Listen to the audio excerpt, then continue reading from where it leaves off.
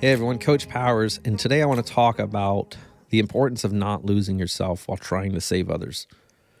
Now, in my experience being a benzo coach, working with so many people, I've had a big number of clients that just had the biggest hearts. I mean, so damn compassionate, so empathic, going above and beyond for people, taking phone calls from distressed people in the middle of the night. I mean, just being about as supportive as you can be in the situation. And I've watched them sink, guys. I've watched you guys just really get pulled under trying to save someone else that was drowning. And again, people in benzo withdrawal, I'm convinced, are some of the best people I've ever met. I mean, just the biggest hearts, so damn compassionate. I mean, so much empathy. It's unbelievable. And I admire that about everybody in the community, but let me tell you, you've got to put yourself first. You come first in this. I mean, that is the rule of being a healer. You cannot heal anybody else until you heal yourself. And I'm not telling you not to be supportive or empathic or helpful. No, not at all. I mean, that's how we get through this, right? We all lean on each other.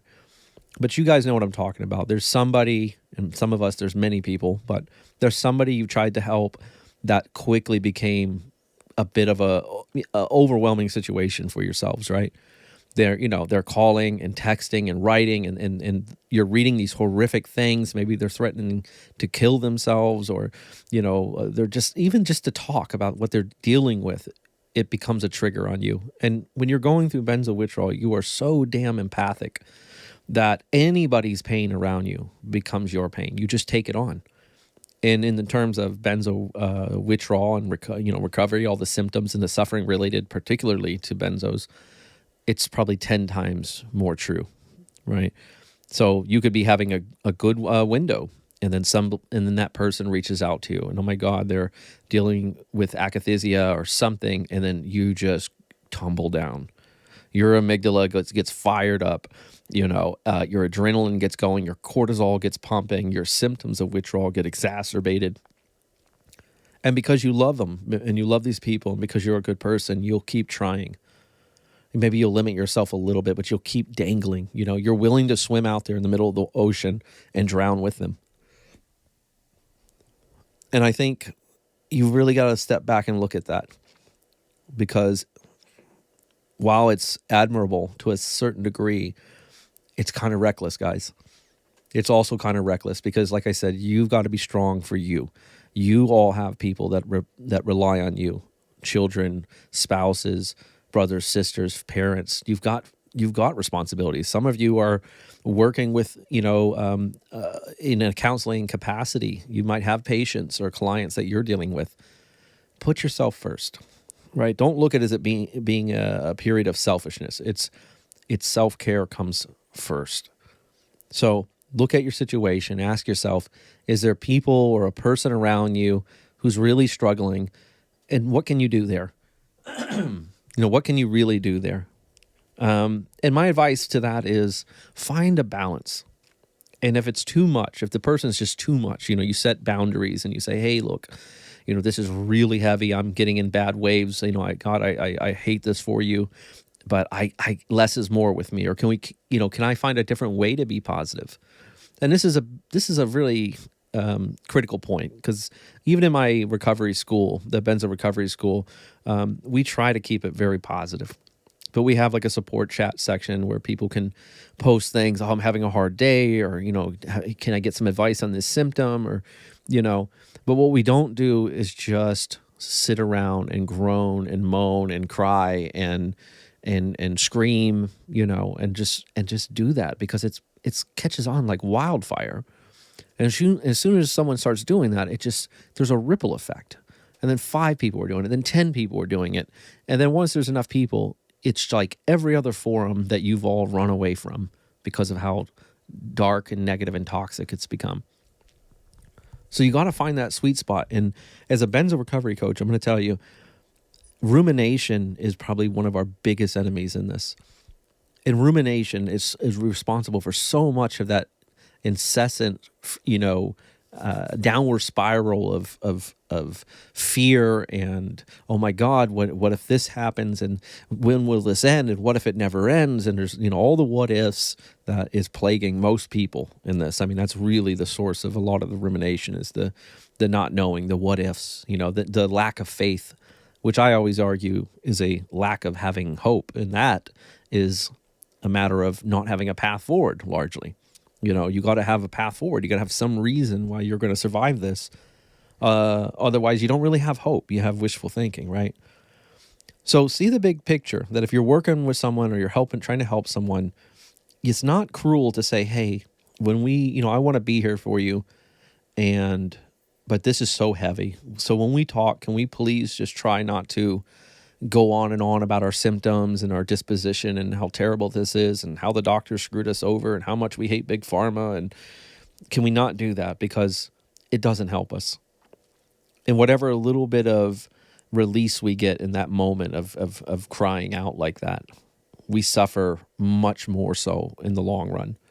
The way it ramps up our fight or flight system, the way our brain gets in there and starts to kind of create these sort of pathways, these reactions that come faster and more dynamic with every passing rumination. Like this is very important, guys. So the less that you do this, the less you engage in this kind of activity with someone, you'll see you're actually more effective, right? So the instinct is to go, okay, here's so-and-so on the phone. I'm going to sit here and take a deep breath and let them just rant and pour over and just get it all out. And of course, in a few hours, they'll want to do it again and again and again. And then you might even have a pact made where, hey, first you get to complain and then I'll complain and then we'll take turns.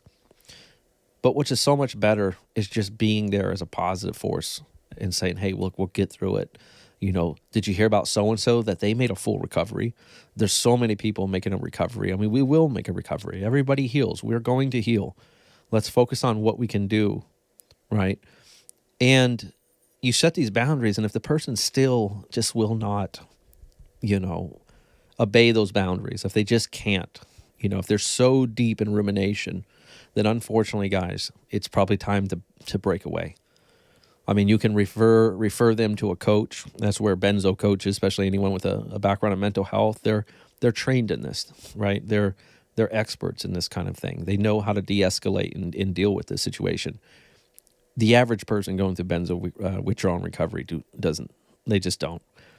So please hear my plea here, which is set your boundaries, pull away, put yourself first, and try to keep it positive. And if they still can't get with it, then you have to really, you might have to really, block them or pull away, and refer them, if nothing else, refer them to somebody that might be able to help them. But don't, poetically just go down with the ship. Don't sink with them. Hey everyone, I'm Coach Powers, and I'm excited to announce the launch of my new online Benzo Recovery School. The school launched with Module 1, and will have a total of 4 modules, each module with a dozen or more video lessons. Here are some contents in Module 1. This creates the basis for my recovery program. If you know anything about my approach to benzo recovery, you know I'm a bit different than other benzo coaches in that I do not subscribe to the lay and pray model of recovery. Instead, I believe benzo injury is a kind of neurological injury that requires neurological rehabilitation. This neurological rehabilitation encompasses learning how to access our good chemistry while also reducing the so-called bad chemistry, cortisol and adrenaline, and also learning how to lull down our hypervigilant limbic system. This includes learning techniques in CBT, DBT, mindfulness therapy, and neuroplasticity building. Now, I've studied clinical psychology for the last 15 years of my life, and my benzo recovery program encompasses the same things that I use to make my own recovery after a 10-year, 40 milligram Valium dependence. My recovery program observes 4 stages of recovery with 3 tiers of development. In fact, my stages are all focused on development. This makes them different than the 3 obvious stages of recovery, which include the pre-taper, the taper, and post-taper. Instead, my stages serve as a kind of developmental roadmap, with each stage serving as a bridge to the following stage. These 4 stages include Stage 1, restoring hope, Stage 2, the new beginning, Stage 3, the montage, and stage 4, coming home. Perhaps most importantly, each stage has 3 key learning goals and also 3 key roadblocks. These stages revealed themselves to me after years of working with literally thousands of people from all around the world. After enough experience, you begin to see patterns and trends, and you see where people triumph and what roadblocks can prevent them from moving forward. Now remember, just because you may have come off your benzo doesn't mean you automatically reach stage 4, the final stage. Again, these are developmental stages, which is why someone can come off of their benzo and still be stuck in their recovery. In fact, it's entirely possible to come off of your benzo and be stuck in stage 1. Here are some other features the online benzo recovery school offers. Aside from being a school, it's also a positive focused support group. And believe me when I tell you, my students are a different breed of benzo warriors. They are wise, they are driven, and they understand the mission. I, Coach Powers, will also be doing live video Q&A weekly in the community, talking, teaching, and answering questions from all of you. There will be downloadable resources such as a rumination and exposure therapy log, templates for checklists, and much more. Additionally, there will be new benzo sleep affirmation videos exclusive for the school, as well as new and early original content. There will be a regular benzo blog, benzo-related news, and even a private early screening for my benzo recovery feature film, Lake of Fire. All of this and only for a special introductory rate of $30 monthly while time lasts. So come join the positive community and let's work together on facilitating our recovery. See you there.